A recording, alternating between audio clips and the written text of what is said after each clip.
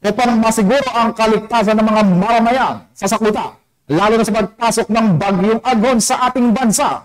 Siniguro ng Isabela PNP na laging nakahanda ang pulisya sa Ilagan Isabela. Ang ulat mula kay Patrolwoman Wendy Rumbawa.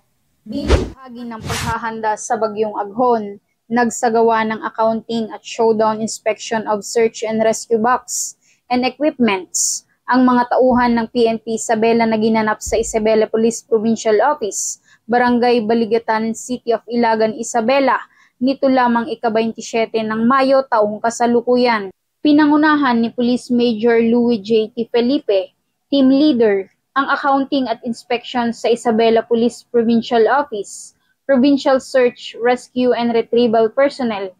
Nagsagawa rin si Police Captain Terence T. Tomas ng showdown inspection ng search and rescue box at makagamitan sa 1st Isabela Provincial Mobile Force Company. Sa pamamagitan ng maayos na pagsusuri at paghahanda, natitiyak na ang kapulisan ay handa na tumugon sa mga pangangailangan ng komunidad, lalo na sa mga oras ng kalamidad tulad ng bagyong Aghon.